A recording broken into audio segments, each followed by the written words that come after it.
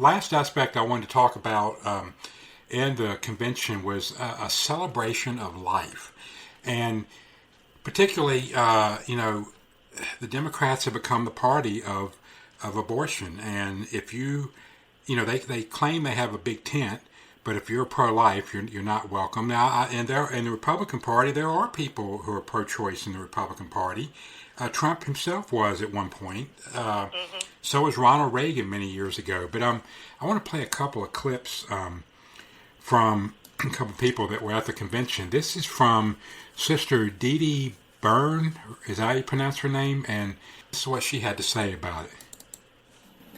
And while we tend to think of the marginalized as living beyond our borders, the truth is the largest marginalized group in the world can be found here in the United States. They are the unborn. As Christians, we first met Jesus as a stirring embryo in the womb of an unwed mother and saw him born 9 months later in the poverty of the cave. It's no coincidence that Jesus stood up for what was just and was ultimately crucified because what he said wasn't politically correct or fashionable. As followers of Christ, we are called to stand up for life against the politically correct or fashionable of today. We must fight against a legislative agenda that supports and even celebrates destroying life in the womb. Keep in mind, the laws we create define how we see our humanity. And we must ask ourselves, what are we saying when we go into a womb and snuff out an innocent, powerless, voiceless life? As a physician, I can say without hesitation, life begins at conception. While what I have to say may be difficult for some to hear, I am saying it because I'm not just pro-life, I'm pro-eternal life, and I want all of us to end up in heaven together someday. Wow, that's powerful. Yeah, that's powerful. And you know something, John? This is where hypocrisy comes in with the Democrats. They're saying science is everything. When it comes to the coronavirus, you better believe the science. You better believe it. Well, how come they don't believe the science, the scientists, when they say children in the womb can feel pain? Life begins at conception. They've proven it. And yet they still refuse to believe.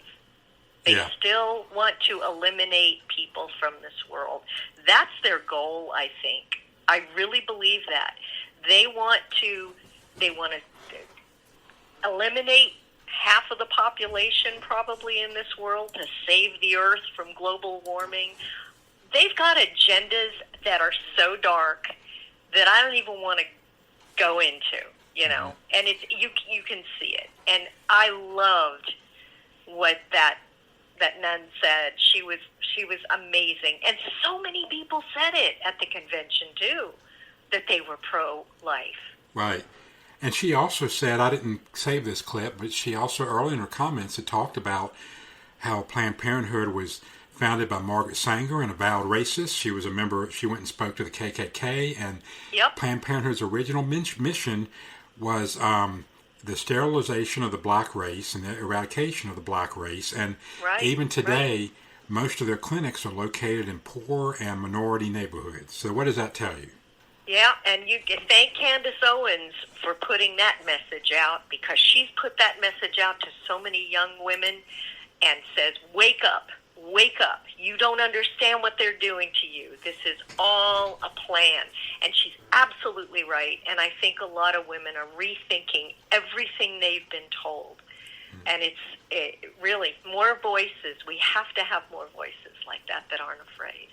Yep, and another good voice was somebody that actually had been working for Planned Parenthood, and that was Abby Johnson. And here's her remarks at the convention. This is about 2 minutes, but it's worth listening to. But the tipping point came a month later when a physician asked me to assist with an ultrasound-guided abortion. Nothing prepared me for what I saw on the screen. An unborn baby fighting back, desperate to move away from the suction. And I'll never forget what the doctor said next. Beam me up, Scotty. The last thing I saw was a spine twirling around in the mother's womb before succumbing to the force of the suction. For most people who consider themselves pro-life, abortion is abstract. They can't even conceive of the barbarity.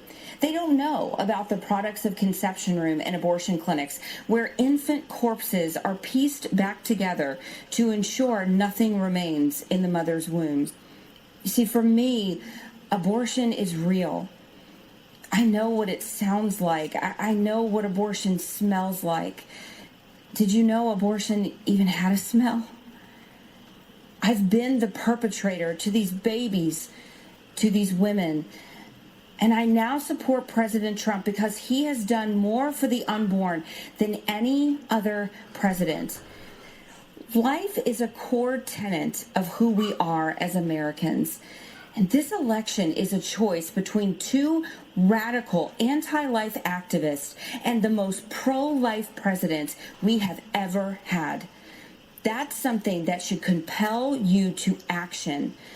Go door to door, make calls, talk to your neighbors and friends, and vote on November 3rd. Take action that reelects our president, and do it with our very most vulnerable Americans in mind, the ones who haven't been born yet. Well, another powerful statement from somebody that was an eyewitness. Yeah, and that's, to speak truth like that is just, as much as hard as it is to hear, it's needed. It's needed. Yeah, the part about, I went to a pro-life meeting years ago, and they were going to watch film on how an abortion was done, and I said, I just can't do it. I mean, I know I'm pro-life, but I cannot sit here and watch this because it would just tear me apart. And just hearing her describe that, particularly the part about, I guess it makes sense, you would have to take the different parts of the baby and put them back together to make sure you got everything out, and that's, but you think about that, what barbarism that is. I know, it's just, I know, and to have no remorse, no regret, and do it day after day after day. I mean, how do these people, how can they even live with themselves? I just don't understand it. But then they, that's the mentality of so many people, especially out here in Hollywood. Yeah. I mean, many people use that as birth control, Oh, gee, oh, well, get rid of it, They don't even give it a second thought. And it's, it's all about me, my career. Right. Oh, I can't have a baby. Oh, no, I don't want to do this. It's a problem for me. It's a problem. Get rid of the problem. Well, I think people are starting to rethink a lot of things. And hopefully, if Donald Trump gets reelected, we have another 4 more years, we get some more Supreme Court justices, we will be well on our way to having a foothold in changing things, a lot of things. I hope so. Yes, I pray to that end.